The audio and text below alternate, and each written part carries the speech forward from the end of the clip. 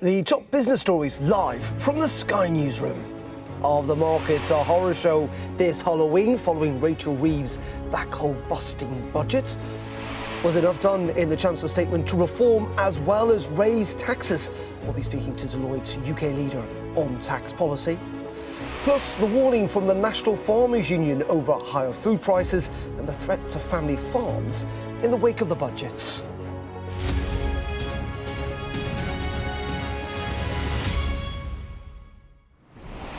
A very good afternoon and welcome to Business Live with me, Darren McCaffrey, on this Thursday afternoon. I'm going to start with the budget because after yesterday's earthquake, today it's aftershocks with the biggest tax-raising budget for more than 3 decades.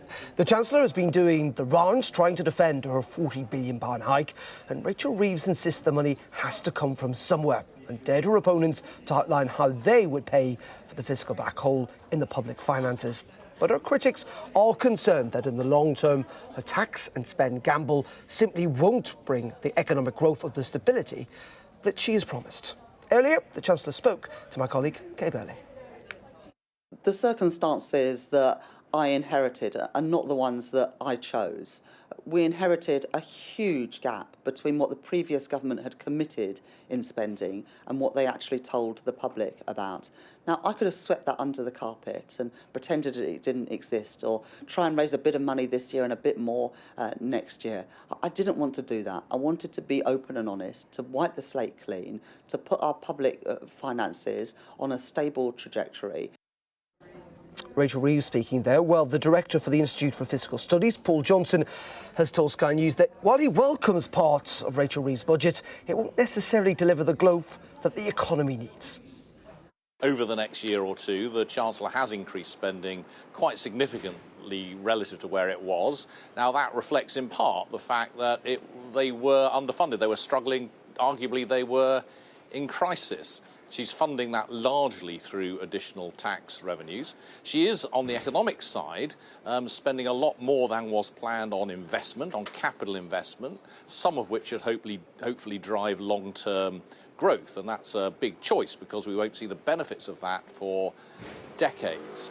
Over this Parliament, though, I'm afraid growth doesn't look very good. It's due to grow a bit more next year because the government's chucking so much money at the economy. But the Office of Budget Responsibility takes the view that higher taxes and, because there's higher borrowing, higher inflation and higher interest rates, mean that growth will slow later on in this Parliament. Well, lots of this afternoon has been spent looking at the markets and their reaction to the budget. Our economics and data editor Conway has the details on how the markets are thus far reacting to yesterday's budget. Well, normally this is the point where it's day 2 after a budget. Normally we get the kind of chin-scratchy analysis from think tanks like the Institute for Fiscal Studies, and we've got all of that to bring you at some point. Before we get to that, though, I wanted to talk about what's going on in markets, because I was talking to a trader recently, and this trader was saying, aside from the mini-budget, they can't recall another budget in recent years, if not decades, that's gone down this badly in markets. Just have a look at what's happening here. If you are the Chancellor and you have a budget, broadly speaking, after it, what you want is to see the pound stay steady, and you want to see gilt yields not move too much either. You ideally want to see them go down. What you don't want to see is the pound getting weaker, suggesting people are potentially pulling money out of the country, and gilt yields, your cost of borrowing, going up. But both of those two things have been happening in recent hours. This is the pound, and it's a kind of measure of the pound versus various other currencies around the world, a trade-weighted measure as it's known. So, you know, we're not getting distortions from other countries. And look at what happened after the budget. That line went down quite considerably. In fact, in the last couple of days, that's gone down at the fastest rate that we've seen in any comparable period going back more than 18 months. So a big fall in the pound. So the pound down. She wouldn't want to see that, Rachel Reeves. And how about for gilt yields? This is your cost of borrowing if you're a government. You don't want to see this going up, ideally. And look at what's happened here in the time since the budget. That has gone up. The gilt yield, this is the 10-year gilt yield. There are various different maturities. But that's gone up to the highest level that we've seen since last November. So broadly speaking, these are two things the Chancellor would not have wanted to see. At this stage, you're probably kind of wondering, gosh, is this Is this like the mini budget? Well, the reassuring news is it is certainly not like that at the moment. What these lines are showing you is that last chart I showed you was gilt yield, so the UK government's cost of borrowing.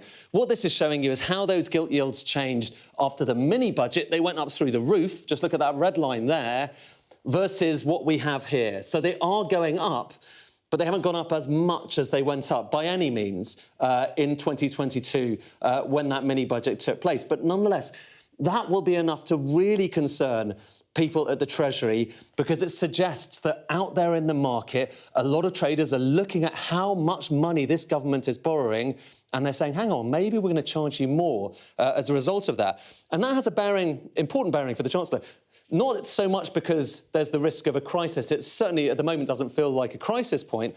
But what it does feel like is something that changes the calculus for this government. And this really does matter, OK? So this is showing you what, in the budget just yesterday, the Office of Budget Responsibility thought would happen to the cost of borrowing for the government. So, again, those are the gilt yields. And that has a bearing on how much debt interest we have to pay each year, which in turn has a bearing on how much money we have to spend, or the government has to spend, on the rest of their spending.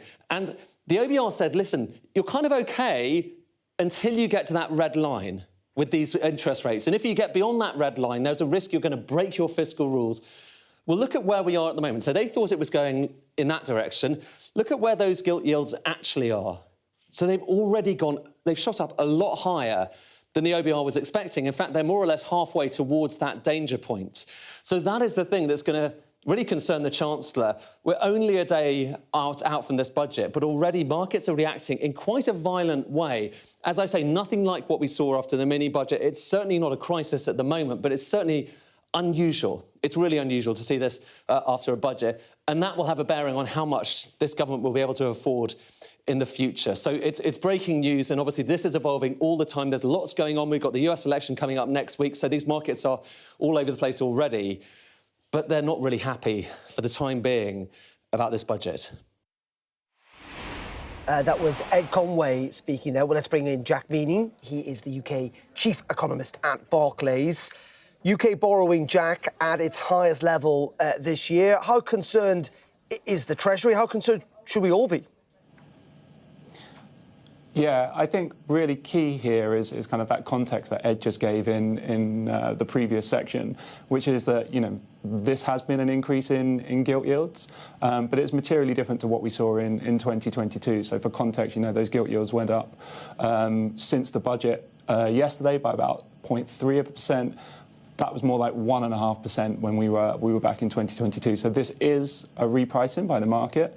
But actually, we're hearing from our clients here at Barclays materially different conversations and narratives around why we've had that change as well. So back in 2022, a lot of the conversation was around, actually, is this a kind of a big crisis point for the market? What's really going to happen here in the medium to long term? What we've been hearing from clients today is, well, actually, the OBR think there's going to be a push to inflation because of what's been announced in the budget. That might change the calculus for the Bank of England in terms of where our clients are asking questions. And actually, that then is, well, do we expect the Bank of England to cut by as much as we previously thought? And that's a different conversation to the one that we were having with clients in 2022. So ultimately, what you're trying to explain here, Jack, is that this is coming down to whether it is now less likely the Bank of England will cut interest rates significantly more before the end of the year or even into the start of next year. That's exactly it. So everyone has been anticipating that the Bank of England will start reducing interest rates further as we move from the end of this year into next. And actually, what markets are now questioning is whether they will do that as quickly as they previously thought. And does this also bleed into why we've seen sterling take a hit today, down against the dollar at a 2-month low? Is that the reason that we're also seeing, as I say, the pound take a hit? Yeah, so interest rate expectations here versus interest rate expectations in other countries around the world are one of the big drivers of kind of exchange rates because of the relative price and the difference in pricing between different countries. So as we've seen that adjustment, as people think maybe rates in the UK will stay a bit higher for a bit longer, then that changes the calculus around sterling as people start to think about how that balances with risk. So whether they think that growth in the UK, inflation in the UK is going to be materially different, they will see how that plays through to sterling. And again, those moves in sterling have been big from recent history, but over the longer horizon, they're kind of within the bounds of what we would think of as market kind of movements and volatility. So essentially the bottom line seems to be no need to panic at this stage. What is the feeling, though, about the level of borrowing that the government is projected to do over the next 5 years? It is undoubtedly significant. It absolutely is, and the Chancellor was walking a bit of a tightrope yesterday in the sense that she wanted to have these ambitious plans on spending, and she wanted to be able to kind of keep investment going and kind of spur medium-term growth and growth into the future with more investment. But there is a limit to how much the market will tolerate in terms of borrowing from the government. And, we are at very high levels of debt at the moment by historical standards. So the market is more than reasonable to kind of ask that question. I think, as we say at the moment, we don't kind of see anything in here which is outside of the normal questions around what are going to happen to interest rates. But this will all depend on exactly how the market interprets that medium-term growth prospect. And if you look at what the OBR said yesterday, the Office for Budget Responsibility essentially said, although we'll get a short-term boost to growth, then actually in the more medium term, the policies that the Chancellor announced yesterday leave GDP, so the size of the economy, broadly where it was expected to be before all of those policies were enacted. So it's hard to make a strong case for medium-term growth from that assessment from the OBR. And broadly, that would kind of coincide with our own view here from our Barclays research. OK, a little bit of reassurance then. Jack, really appreciate your time and your analysis this afternoon. That's Jack Meany there from Barclays Bank. Thank you. Let's bring you up to date with some of the rest of today's news stories. And the Farming Union, the National Farmers Union, has warned the budget could lead to higher food prices, as well as threaten the future of family-owned farms. Changes to the agricultural property relief, as well as the rise in the national minimum wage and the end of certain support schemes, have left farmers down to the bone and gristle, according to the NFU president, Tom Bradshaw. The Russian government has imposed a massive fine on Google's parent company, Alphabet, after it removed a state-run and pro-Russian accounts from YouTube. The number basically, wait for this, is 2, followed by 36 zeros. And it far exceeds, apparently, the gross domestic product of the entire world. Alphabet has been given 9 months to pay, or the fine will be doubled every day. The company has been in disputes with Russian authorities since blocking a number of TV channels in 2020. One suspects that fine will probably never be paid. You can get more on that, and indeed all the rest of the money stories on our Money blog. Just cue our code on your screen, just scan that for more information. Well, as Paul Johnson from the IFS has noted, there's been plenty of tax rises in yesterday's budget, but there was very little in the way of reform of the actual tax system. Well, let's get the thoughts of Amanda Tickle. She's the UK tax policy leader at Deloitte and joins us. Very good afternoon to you, Amanda. Before we look at reform of the tax system, just give us some context to those tax rises that we saw yesterday. Well, there's 3 main camps. I think the first thing to say is that it was bigger than expected. So at 40 billion, we had a lot more tax rises than most were anticipating, and they fell really into 3 camps. We have employers, national insurance, which is getting really the top coverage because it was the biggest single tax rise. And then we have the changes to gains taxation, including for the private equity sector, and then, of course, inheritance tax, which you just referenced in your story there. So the take is that I think the government has certainly viewed business as having the broadest shoulders here, with shouldering them, if you like, with the biggest single rise at 25 billion. And Amanda, there is also, I wouldn't say necessarily an expectation, but a real possibility that later on in this Parliament, over the next 5 years, the government may be forced to raise taxes even further. Well, the Chancellor did say that she didn't want to do that. The only indication we have are a number of consultations into areas which have been announced. So don't want to jump onto your next question, but there are a number of consultations out there, and they are looking to reform the tax system and give more certainty. So I think at the moment we're only 24 hours in. Businesses are digesting exactly what that national insurance change is going to mean to them, how they bear the cost, what choices they make. And of course, you combine it with a national living wage, and some sectors in particular are under more pressure than others. There are some simplifications and reliefs for smaller businesses, though. We shouldn't forget those, some of the smaller businesses. But for the bigger employers, that's the first thing they're digesting. And right now, people are not looking forward to what the system might look like. Well, let's talk about reform then. You've kind of alluded to it there. What is the detail, or what do you think the government may well do to the tax system in the years to come if they are genuinely going to try and reform it? Well, I think they've talked very firmly about creating certainty, and we have this business tax, or corporate tax as it's now called, corporate tax roadmap published, which is intended to try and encourage investment, to give the confidence to invest in the UK. And what they've said is that they will cap the rate of corporate tax at 25%. They will maintain the R&D system, the rates and regime there, which is really important for innovators. So they're hoping that makes a big difference, and that they'll maintain full expensing for capital and plant and machinery expenditure. So those three pieces together should help businesses that are looking at making bigger investments to be confident in their business case. In terms of future reform, they are really encouraging, actually looking at exploring assurances and rulings to give even more certainty. You know, we have a really complicated tax system in common with many other Western countries, but actually people and businesses can deal with complexity, if they've got certainty. And that's what they are trying to signpost that they're going to give in the future. OK, and just very finally and quickly, if you can, Amanda, because we haven't got much time, is what do you think about the balance of the taxation system now in the UK? You know, the size of the state is growing. At what stage does that, in your opinion, become slightly unsustainable?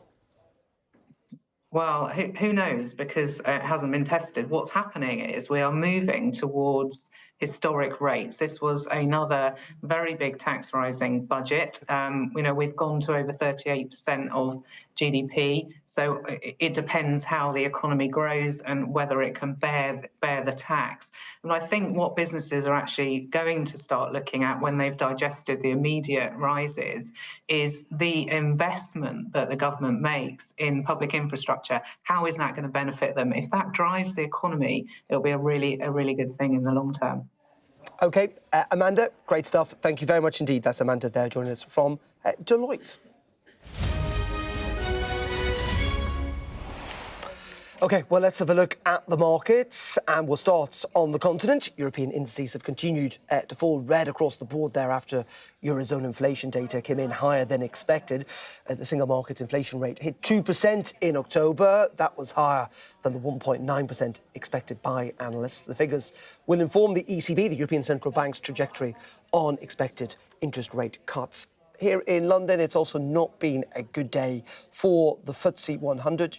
Shares of UK house builders have tumbled this afternoon, trading after the Chancellor announced a raft of housing measures, including, of course, that increased duty paid on second homes.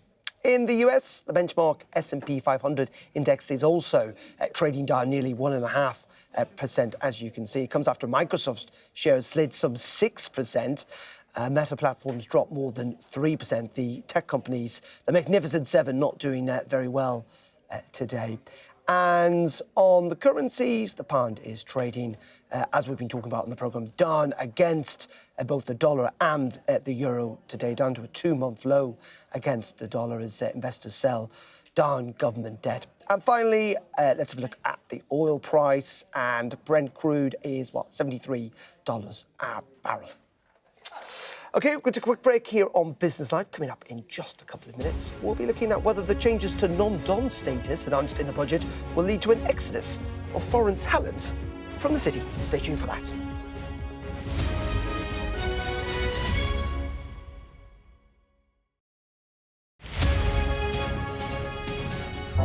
Big stories don't always come from big cities. I'm Lisa Dowd and I'm Sky's Midlands correspondent. You are not getting in this elevator, okay? The judge made it very clear that she could see no justifiable reason why Sakulas wasn't here facing British justice. I promised I would get him justice. Free, wherever you get your news. This is what they're up against. The wind is the really big problem. It is back-breaking work and the smoke is thick. It's been working well. Water levels are dropping, but no one knows what impact further rain will have. What would you do if this place wasn't open? This is the exact spot in Nottingham where their 19-year-old son, Barnaby Webber, lost his life. I just think it's so cruel and so harsh. It's really scary. We're terrified. In this community, I'm told that everybody knows someone affected by COVID. Hopefully this will be the last wave. Sky News gets the full story first. Change seems tantalisingly close in this corner of the UK. Wales was the first to introduce the plastic bag charge. It's legal to let go. Set the speed and take the hands off. It's almost driverless, but not quite.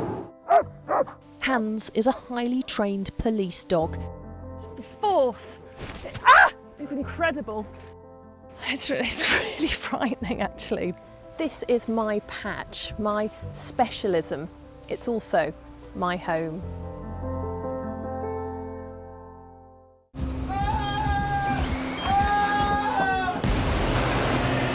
most significant day of this conflict. They keep telling us that they want aid. And this is what's left of it. Heavy vehicle. Why only in America? People want their country to work. Just want a job in a normal life. Why are these homes empty? I want you to be honest with people. That has happened within minutes. Sky News, the full story first. Free wherever you get your news. I say, bring it on. With America divided and tensions running high, get ready for an election like no other. Join our teams as we follow the campaign trail as America decides. We will win, win, win. Get closer to the action this US election with full reaction and analysis. Sky News, the full story first. There's always more to the news than a headline. We want to discover, to delve a little deeper, to find out what's really going on. Explanation, analysis, the people at the heart of every story. I'm Neil Patterson, and this is the Sky News Daily Podcast. So, by the end, we'll hopefully all understand what's going on in the world just that little better. Available wherever you get your podcasts. Welcome back to Business Live, and we're going to turn to the budget. And one measure Labour did signal before the election was, of course, that clampdown on non-doms, which was included in yesterday's statement. The government will abolish the tax from next April, replacing it with a residence-based regime, while also bringing foreign earnings into the inheritance tax system. But will the new measures see a drain of foreign talent from the economy? Well, joining me now is Leslie McLeod-Miller. He's a lawyer and founder of the Foreign Investors for Britain. Very good afternoon to you, Leslie. There'll be a lot of people sat at home going, you know what, this is a good idea. If we needed money, this is where it should have come from a long time ago. Yes, well, we agree that the non-dom regime needed to be amended to make it more fair. But you need to understand, as we have pointed out to the government, to Number 10 personally, that this is a highly mobile group of international investors, and they could be anywhere. They've chosen to be here. And if we force them away from the UK into places like Switzerland and Monaco, they will take their investment and their funds with them. And the UK economy will not benefit from that investment and from those jobs. Now, earlier in this year, we commissioned an independent report from Oxford Economics. And that report, which we presented to government, said that there was a fundamental red line for these highly mobile group of people, and that was inheritance tax. You can understand that if you do not pay inheritance tax in your home country, you will not risk generations of wealth by simply bringing up your children here. So there is a red line, and we said to the government that we would work with them to ensure that we give more back to the UK economy while retaining these people and making sure that we are truly competitive. But Leslie, the Treasurer is saying, and the government have done analysis, they're saying that they reckon only 1,200 non-doms out of a total of 74,000 are likely to leave. Are you disagreeing with that analysis? Isn't it? Analysis is great, isn't it, if you're selective about it? So I'm going to quote back to the government the report from the OBR, which was published alongside the budget to underpin the credibility of those decisions. And the OBR said that the result of these changes was highly uncertain. When that would depend upon the behavioural attitude of this group of people. And the government was unaware of that, which was exactly why we organised a meeting with Treasury and with Number 10 so they could talk directly to non-doms. We provided a report that represented more than 1,000 non-doms. So it's highly representative. And they said that their behavioural response would be that if inheritance tax was caught, they would be forced to move from Britain, and they would regret that. And therefore, they offered a tiered tax regime where those with the broader shoulders would pay more, and they would pay a minimum of £200,000 a year up to £2 million a year. And so why wouldn't we want to have that and be truly competitive? OK, well, we will wait and see. The proof is in the pudding, as they say. Leslie, we've run out of time. Thank you so much. We are, but otherwise we're leaving on a jet plane. Thank you. Thank you. That is it from me on Business Live. We're back tomorrow, of course, at 11:30. Do join us for that. Up next, though, it is News Hour with Anna Jones in London and Jane Secker in Valencia with the latest on those devastating floods in Spain. Stay tuned. Thanks for watching.